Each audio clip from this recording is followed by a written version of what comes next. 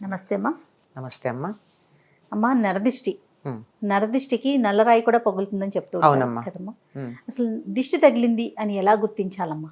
మామూలుగా అయినట్టయితే చిన్నపిల్లల విషయంలో వాళ్ళు పిచ్చిగా ఏడుస్తూ ఉంటారు, పెంకిగా. పెంకిగా ఏడుస్తారు.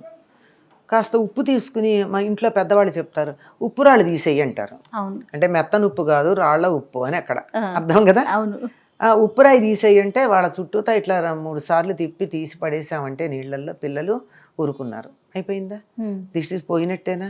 ఎవరో శాస్త్రీయంగా నిరూపించామా లేదా అన్నది పక్కకు పెడితే ఈ క్షణాన మనకి ఫలితం ఉన్నదా లేదా అంతే. అంచేత పిల్లల విషయంలో బాగా తెలుస్తుంది. ఉమ్, మరికొన్నిట్లో చెట్టు చూస్తూ ఉండగా అలా మాడిపోతుంది. ఉమ్. బాగా కాసే పూసే చెట్టు ఎందుకు మాడిపోయింది? దిష్టి ఏనమ్మా? దిష్టి వల్ల. అందుకని కొంతమంది దాని మీద పరిశోధన చేసి తవ్వి ఆ చెట్టుకి ఏమన్నా వేరు పురుగు పట్టిందా ఇలాంటివన్నీ పరిశోధన కూడా చేశారు. ఏమీ లేదు. వేరు పురుగు పడితే కూడా ఒక్క రోజులో మాడిపోదు, క్రమంగా పోతుంది. ఉమ్.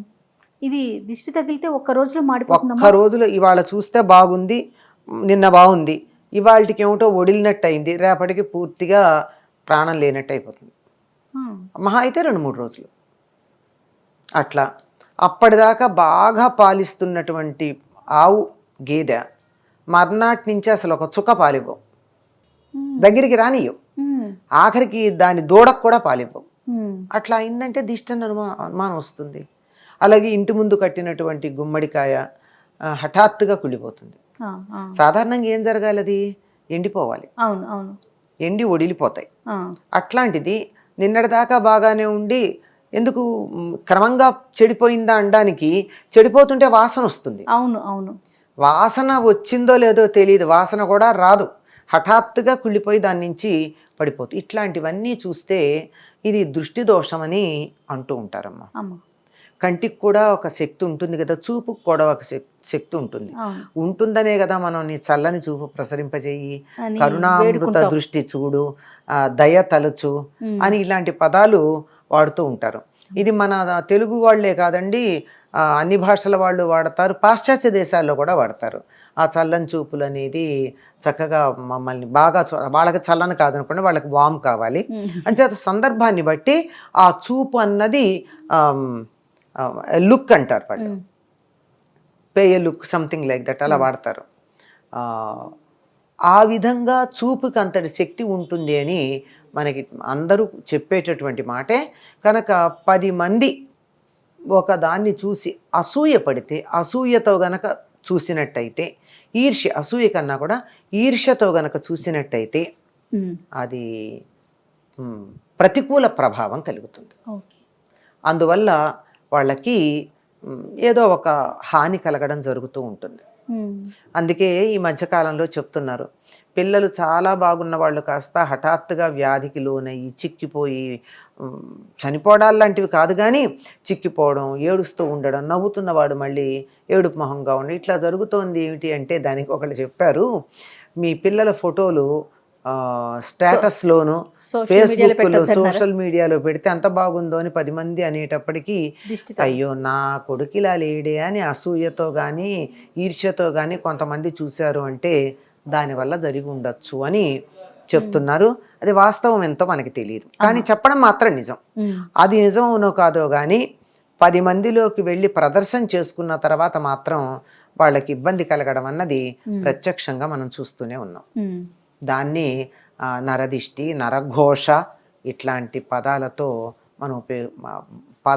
మనం వాడుతూ ఉన్నాం దాన్ని. ఇది పోవాలంటే ఏం చేయాలమ్మా? ఒకటి ఉప్పుతో తీయటం అన్నారు, అది పిల్లల వరకు ఓకే. పెద్దవారికి కూడా అంతే? పెద్దవాళ్ళకు కూడా అంతేనమ్మా.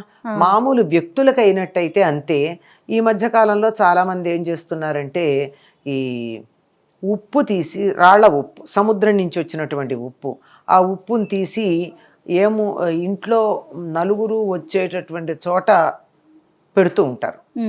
దానివల్ల దృష్టి దోషం పోతుంది. ఉప్పుకి నెగిటివిటీని ఆకర్షించే లక్షణం ఉంది. అవును.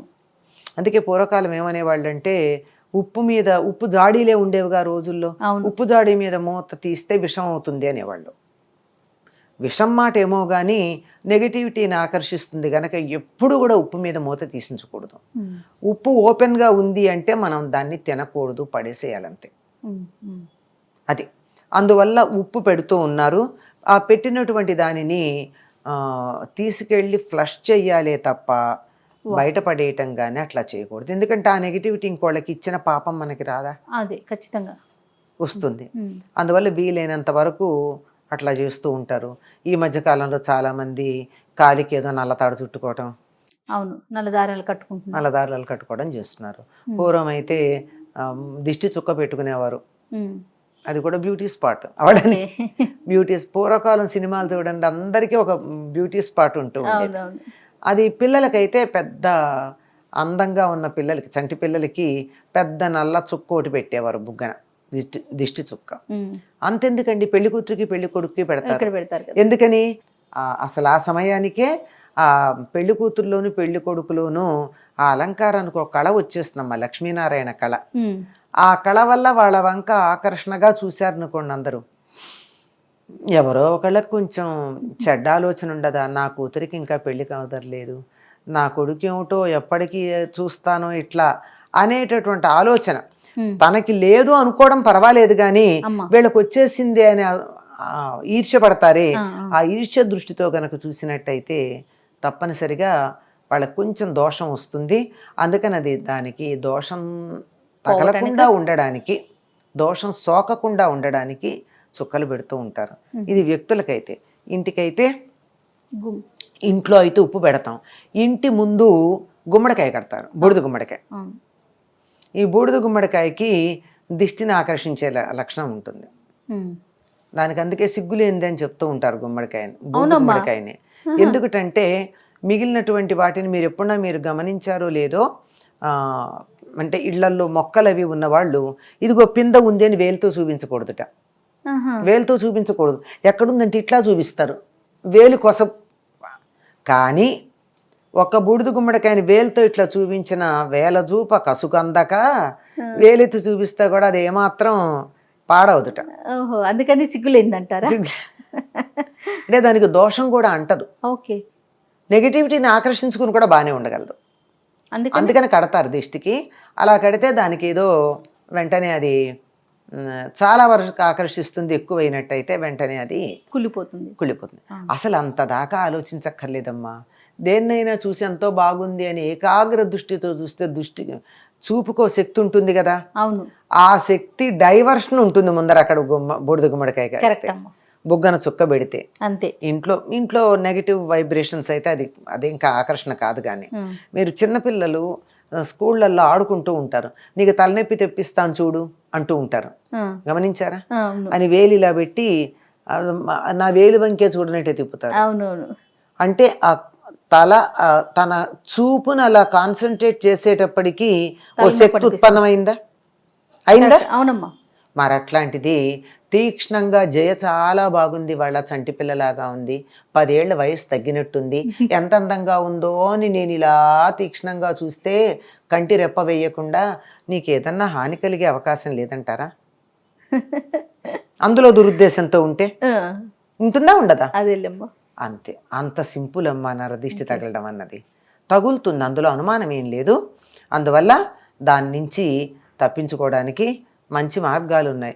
మొట్టమొదట మనకున్నటువంటి ఏదైతే మనకి విలువైందుందో దాన్ని 10 మందిలో ఆడంబరంగా ప్రదర్శించకుండా ఉండండి. అది పిల్లలు కావచ్చు, ఆస్తి కావచ్చు, తెలివితేటలు కావచ్చు. మా పిల్లలు చూడండి ఎంత బాగా పాడతారా, మా పిల్లాడు చూడండి ఎంత బాగా డాన్స్, ఇవన్నీ చూపించుకుంటే దిష్టి తగలదా? అదే కదా, తగులుతుంది కదా. ఆడంబరం పనికిరాదు. ఆడంబరం లేకుండా ఉన్నట్టయితే సగం దిష్టి తగలదమ్మా. తగిలిన తర్వాత పోవాలంటే ఇటువంటి మార్గాలు ఉన్నాయి. అమ్మ, ఎన్ని రోజులకు ఒకసారి ఉప్పు తీయొచ్చమ్మా పిల్లలకైతే? ఎన్ని రోజులకే ఉందమ్మా, ఎప్పుడన్నా వాళ్ళకి దిష్టి తగిలితే రోజు ఎందుకు తగులుతుంది? అంతే. రోజు తగలడానికి రోజు ఏమన్నా మీరు ఎగ్జిబిషన్కి తీసుకెళ్తున్నారా? వాళ్ళని ఎగ్జిబిట్ చేస్తున్నారా? అందరికీ లేదు కదా. ఎవరన్నా మనకి కొంచెం మందులో పర్టిక్యులర్గా కొంతమందినంటే వీళ్ళ దిష్టి చూపు అని చెప్పేస్తారండి. వాళ్ళు ఎవరింటికి వెళ్తే వాళ్ళంతే నాశనం. వాళ్ళు గట్టికి ఇది బాగుందని అన్నారంటే వాళ్ళు నాశనం అవుతారు. కొద్దిమంది, అందరూ కాదు సుమా. అట్లాంటి వాళ్ళకి ఎలాగో తెలుస్తుంది పాపం. అటువంటి వాళ్ళు వచ్చినా 10 మంది దగ్గరికి వెళ్ళినా పిల్లలకి దిష్టి తగిలింది అనేటటువంటి సందేహం మనకు వచ్చినా, ఉమ్. 10 మంది చూపు పడే ఒక కార్యక్రమంలో పాల్గొన్నా దిష్టి తీస్తారు. ఇది ఎర్ర నీళ్లతో తీస్తారు, ఉప్పుతో తీస్తారు, కొబ్బరికాయ మీద కర్పూరం పెట్టి తీస్తారు. ఇలా రకరకాల పద్ధతులు ఉన్నాయి. ఎండుమిర్చితో తీస్తారు. ఎండుమిరపకాయలతో తీస్తారు. ఓకే. గమ్మత్ ఏంటంటే ఎండుమిరపకాయలు తీసి భగభగా మండుతున్నటువంటి నిప్పుల్లో వేస్తే గొట్టు రాదు. అవును. మరి ఏమిటది రాకుండా ఎట్లా ఉంది? అవును. ఇవన్నీ నిదర్శనాలే. నూనె గుడ్డతో కూడా ఆ నూనె గుడ్డతో తీసి వెలిగిస్తారు. వెలిగిస్తే దాని నుంచి నీళ్ళ చుక్కలు వస్తాయి. అవును. అవును. నూనె చుక్కల బదులు నూనె గుడ్డతో తీసి వెలిగిస్తే నీళ్ల చుక్కలు టపటపా కింద పడతాయి. మరి అంటే దిష్టి ఉందని అర్థం. ఓకే. దృష్టి దోషం ఉందని. ఇన్ని రకాలుగా దృష్టి దోషాన్ని పోగొట్టేటటువంటి మార్గాలు మనకి పెద్దలు అందించారు.